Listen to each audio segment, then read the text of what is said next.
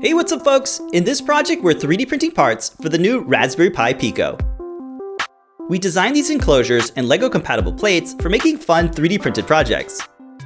The Raspberry Pi Pico features the new RP2040 chip with CircuitPython support. It's got tons of GPIO pins, so it's great for projects that need lots of inputs at a very low cost. Our LEGO compatible mount features studs that fit standard bricks or base plates. It features built-in standoffs so you can snap fit the Raspberry Pi Pico right on top. To install CircuitPython, start by holding down the boot select button while plugging in USB.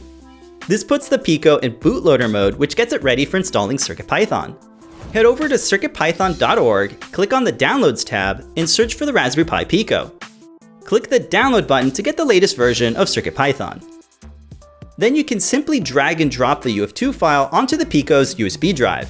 The board will then flash the new firmware. Once it's copied over, you can unplug and reconnect to load the CircuitPython USB drive. Now you can easily drag and drop your code and library files. Using your favorite code editor, you can make quick edits to iterate your projects, so there's no need to compile and upload code. Our 3D printed case features 2 switches. These can be used for projects that need user buttons or a reset button. The switches can press fit into the holes that are on the side of the case. We used Molex Pico blade connectors to make it easier to plug in the buttons to the Raspberry Pi Pico. To make this a portable project, we added a small LiPo battery and a slide switch. We also added 2 NeoPixel sticks and fitted them on top. The enclosure has a built-in holder for the slide switch. To install the switch, you can press fit it at an angle. The standoffs feature M2 size pegs that press fit into the mounting holes.